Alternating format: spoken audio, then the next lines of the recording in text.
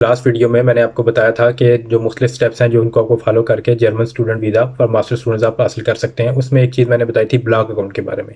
तो इस वीडियो में मैं ये एक्सप्लेन करूंगा कि ब्लॉक अकाउंट क्या है, ब्लॉक अकाउंट क्यों ज़रूरी है और इसके जो सर्विसेज ऑफर कर रही हैं मुख्तलिफ जो बैंक्स हैं जो सर्विसेज ऑफर कर रहे हैं उनके प्रोज एंड कॉन्स क्या हैं, अभी आप कौन से आपको ब्लॉक अकाउंट चूज़ करने चाहिए और कौन से नहीं चूज़ करने चाहिए। तो सबसे पहले ये बात करते हैं कि ब्लॉक अकाउंट है क्या। बेसिकली जब आप जर्मनी में स्टूडेंट वीज़ा के लिए आ रहे हैं, चाहे वो बैचलर्स के लिए या मास्टर्स के लिए, आपको एक ब्लॉक अकाउंट ओपन कराना है।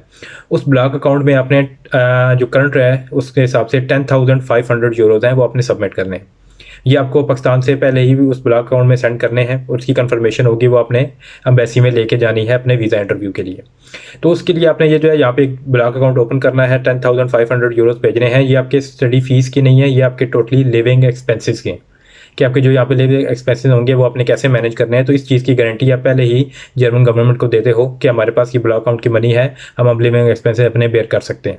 जैसे बाकी मुल्कों में बैंक स्टेटमेंट होती है तो इधर ये चीज़ मेनली कंसिडर की जाती है कि ब्लॉक अकाउंट है जिससे हम अपने लिविंग एक्सपेंसेस बेयर कर सकते हैं और अपनी स्टडीज़ पे फोकस कर सकते हैं। उसके बाद ये होता है कि अब ब्लॉक अकाउंट तो हो गया, क्या ये मस्ट है कि आपने सबमिट कराना है या नहीं। अब उसमें दो ऑप्शन है। फर्स्ट ये है कि आप ब्लॉक अकाउंट सबमिट कराएं जैसे कि usually most of the people करते हैं और मैंने भी किया था। दूसरा ऑप्शन आपके पास ये है कि आपका कोई अगर जो स्पॉन्सर है वो जर्मन नेशनल हो या जर्मनी में हो, जॉब वगैरह कर रहे हो, किसी भी या PR पे हो, वो अगर आपको स्पॉन्सर करता है तो वो यहाँ से एक स्पॉन्सरशिप लेटर बनवाएगा इनके ऑफिस से और वो आपको देगा जो आप एम्बेसी में सबमिट करेंगे। तो तब आपको उस सूरत में ब्लॉक अकाउंट सबमिट करने की ज़रूरत नहीं होती। अगर ये सीन नहीं है तो इसके अलावा आपको ब्लॉक अकाउंट मस्ट है। तो ब्लॉक अकाउंट की जो सर्विसेज हैं वो यहाँ पे मेनली जो है दो बैंक्स हैं जो कि टॉप लिस्टेड हैं या जो मेनली लोग यूज़ करते हैं। उनमें सबसे पहले आता है फिनतिबा एंड सेकंड वन इज़ कोरैकल। अब ये जो दो ब्लॉक अकाउंट हैं, एक्सपैट्रियो भी है, डुशो बैंक भी है, बट उनको इतना यूज़ नहीं करते as per my knowledge. Mainly इन्हीं दो बैंक अकाउंट्स को या इन्हीं दो ब्लॉक अकाउंट्स को यूज़ किया जाता है। तो सबसे पहले बात करते हैं हम फिनतिबा की। तो फिनतिबा के जो ब्लॉक अकाउंट है इसको ओपन करने के लिए आपने ऑनलाइन प्रोसेस करना है। ऑनलाइन इनकी वेबसाइट पे जाना है, मैं लिंक नीचे डिस्क्रिप्शन में मेंशन कर दूंगा। वहाँ पे अपनी सारी डिटेल्स वगैरह आपने देनी है। इसके लिए आपको एडमिशन लेटर, किसी भी यूनिवर्सिटी का एडमिशन लेटर मस्ट है, वो आपने मस्ट प्रोवाइड करना है। तब आपका ये जो है ब्लॉक अकाउंट फिनतिबा के लिए प्रोसेस स्टार्ट होगा। उसके अलावा आपने अपने बाकी आइडेंटिटी वगैरह और जो डेटा वगैरह वो मांग रहे होंगे फॉर्म में वो फिल करना है और ऑनलाइन आपका ब्लॉक अकाउंट ओपन हो जाता है। अब ऑनलाइन जब ओपन हो जाता है तो वो आपको ओपनिंग कंफर्मेशन 1 से 2 दिन में देता है फिनतिबा। समटाइम 2-3 दिन भी लग जाते हैं। फिनतिबा जो आपको ओपनिंग कंफर्मेशन देगा उस पर एक IBAN और बैंक वगैरह और आपका नेम वगैरह रिटर्न होगा जिसमें आपने ब्लॉक अकाउंट की मनी ट्रांसफ़र करनी है। तो आप जो मनी ट्रांसफ़र करनी है वो FTT के थ्रू भी ट्रांसफ़र कर सकते हैं। आप किसी भी बैंक में, पाकिस्तानी का कोई भी, आपका पाकिस्तान में कोई भी बैंक है, आप उसमें जाएं, उनको सिंपल बोलें कि मैंने अपने ब्लॉक अकाउंट के लिए मनी ट्रांसफ़र करनी है और FTT से करनी है।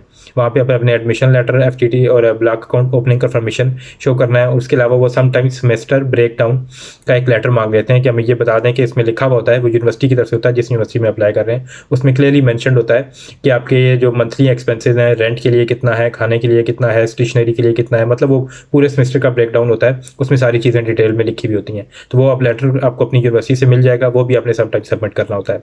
FTT प्रोसेस में नॉर्मली 1 दिन लगता है और 1 दिन में आप जो है अपने पैसे जो है ईजिली ट्रांसफ़र कर सकते हैं। उसके लिए आपको कोई करेंसी नहीं चाहिए, अपने सिंपल बैंक अकाउंट से आप ट्रांसफ़र कर सकते हैं। बट ये होता है कि आपने जिस अकाउंट से ट्रांसफ़र कर रहे हैं अगर तो वो आपके नाम पे है फिर तो ठीक है, अगर आपको नाम पे नहीं है तो आपने उनको पहले बताना होता है तिबा सपोर्ट वालों को कि इस अकाउंट से ये IBAN नंबर है और ये आइडेंटिटी है, इससे पैसे आएंगे आपके अकाउंट में।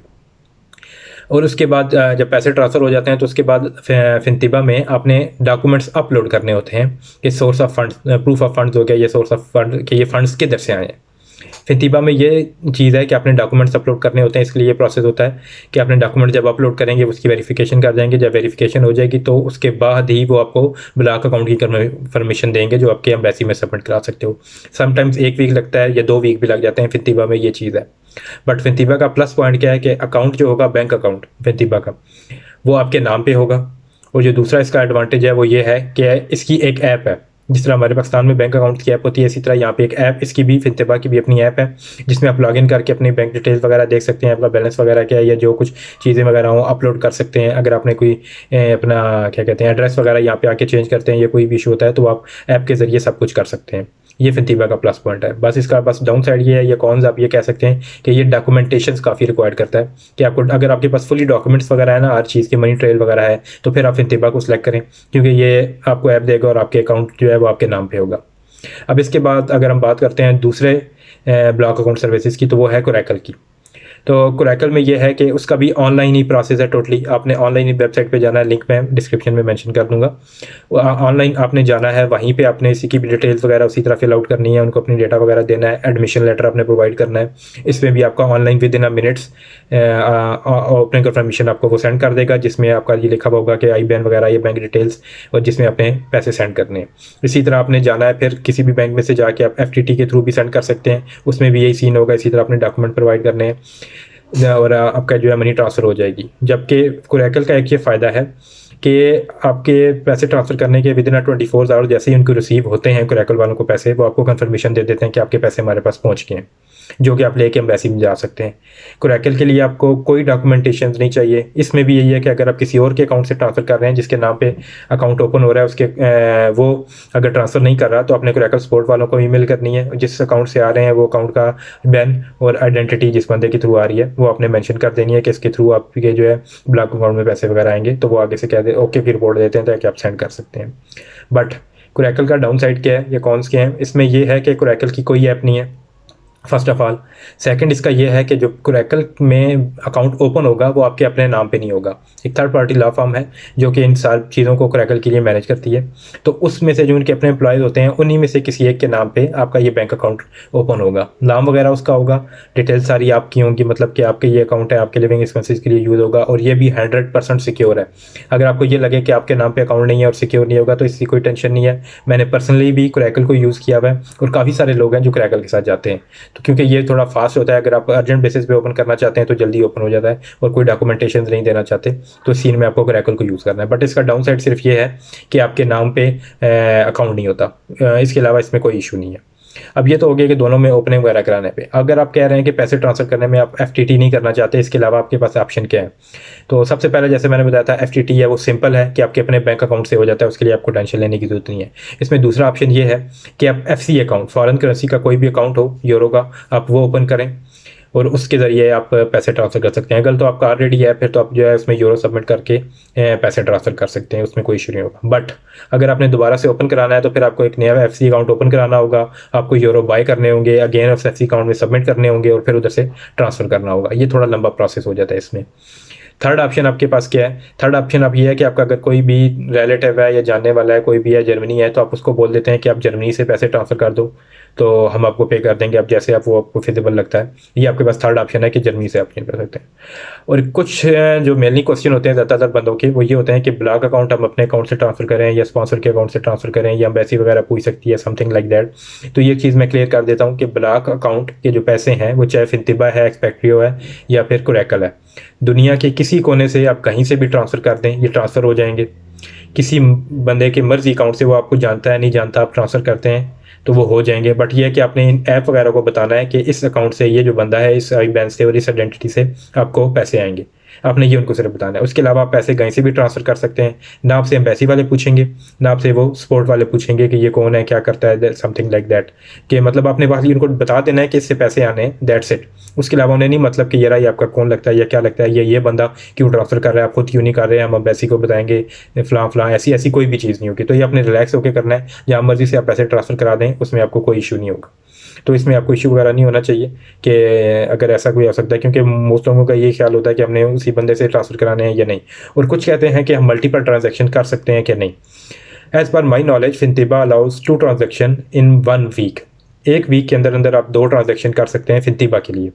आपने उनको बताना होता है कि वो आपसे 2 ट्रांजैक्शन में अमाउंट एक्सेप्ट कर सकते हैं, क्योंकि कुछ लोग होते हैं वो मनी एक्सचेंजर से भी सेंड करा रहे होते हैं, तो वहाँ पे इनकी कुछ लिमिट होती है कि 10,000 यूरोज़ के इक्विवेलेंट, आई थिंक यूरोज़ नहीं है, 10,000 USD के इक्विवेलेंट अमाउंट आप एक दिन में ट्रांसफ़र कर सकते हो या समथिंग लाइक दैट, कि स्टेट बैंक ने कुछ लिमिट लगाई है। अब not sure about that, but ये होता है कि वो ये कहते हैं कि हम एक ट्रांजेक्शन में सेंड नहीं कर सकते तो 2 में कर सकते हैं। इवन कुछ केसेस में ऐसा हुआ है कि 3 में भी लोगों ने किए हैं, but I am not exactly sure कि 3 में हो सकते हैं या नहीं, 2 का आई एम श्योर। और कोरैकल में ये होता है कि यूजली एक ही ट्रांजैक्शन में जाते हैं, क्योंकि मैंने ऐसा सुना नहीं है, किसी ने ऐसा केस बताया नहीं, ना ही मेरे अपने नॉलेज में, ना मैंने खुद किया। तो कोरैकल में यूजली ये है कि एक ही ट्रांजैक्शन में चले जाते हैं। तो ये कुछ सम बाउट था कि ये कौन सी में ओपन करना चाहिए और कौन से में नहीं ओपन करना चाहिए। अब ये आ जाता है कि अगर आप जर्मनी आ गए हैं तो आपको ये चीज़ मिलेगी कैसे। जब अगर जर्मनी आ जाते हैं तो फिर आपने जब लैंड कर लिया, अपने सिटी अपनी रजिस्ट्रेशन करा लिया और इधर एक बैंक अकाउंट ओपन करा लिया है, करंट अकाउंट जैसा ओपन करेंगे। जब ये आपके पास चीज़ ओपन हो गई है तो फिर आपने वही प्रूफ अपनी सिटी रजिस्ट्रेशन का हो गया, वीज़ा स्टैंप का हो गया, और जो करंट अकाउंट की डिटेल्स वगैरह है या वीज़ा इमिग्रेशन की स्टैंप है, ये आपने जिस प्रोवाइडर से भी अपना ब्लॉक अकाउंट ओपन कराया है उनको सेंड करना है, उनको बताना है ये मेरी डिटेल्स हैं, तो इसमें मुझे ब्लॉक अकाउंट की जो मनी वो ट्रांसफ़र कर दी जाए। तो वो usually take about 5 to 7 days after sending documents to your provider. तो तकरीबन इतने दिन में आपको आ जाएगा, 5 से 7 दिन में आपको जो है फर्स्ट पे आउट आपको मिल जाती है। अब इनके कुछ चार्जेस भी हैं, जो भी आप प्रोवाइडर यूज़ कर रहे हैं उनकी प्रोवाइडर्स की कुछ मंथली और कुछ वन टाइम ऑनली फ़ीस भी है। जैसे कि अगर आप फिनतिबा की बात करें तो फिनतिबा की वन टाइम फ़ीस है 89 Euros, one time only fees है, और उसके बाद ये 4.90 यूरोस पर मंथ चार्ज करता है। इसके अलावा अगर हम क्रैकल को देखे जाएँ तो क्रैकल की वन टाइम फ़ीस है 99 यूरो, बट ये मंथली कुछ भी चार्ज नहीं करता। इसी तरह एक्सपेक्ट्रियो की भी आई थिंक 49 यूरो समथिंग है और 5 यूरो पर मंथ है। ये हो गया ब्लॉक अकाउंट। ब्लॉक अकाउंट के साथ ही आपने इंश्योरेंस भी बाय करनी होती है। अब इंश्योरेंस होती है दो टाइप की, एक होती है हेल्थ इंश्योरेंस और एक होती है ट्रैवल इंश्योरेंस। वो आपने जो ट्रैवल इंश्योरेंस है ये तो अपने मस्ट सबमिट करानी होती है ड्यूरिंग योर वीज़ा इंटरव्यू। तो और जो हेल्थ इंश्योरेंस है वो आपको यूनिवर्सिटी में एनरोलमेंट के लिए चाहिए होती है, ये बाकी आपकी ये जर्मनी में स्टे करने के लिए भी मस्ट होती है।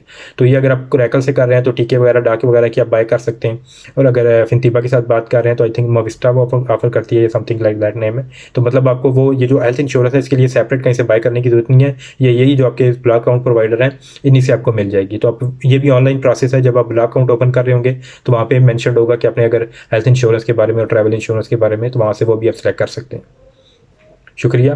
तो ये आज की वीडियो थी जिसमें ब्लॉक अकाउंट के बारे में था। आई होप सो कि आपके लिए ये सारा कुछ है जो एक्सप्लेन किया है ये यूज़फुल होगा। अगर आपको लगता है कि ये सब कुछ आपके लिए यूज़फुल था तो kindly subscribe my channel, also like and share the video. अल्लाह हाफिज़, see you in the next video.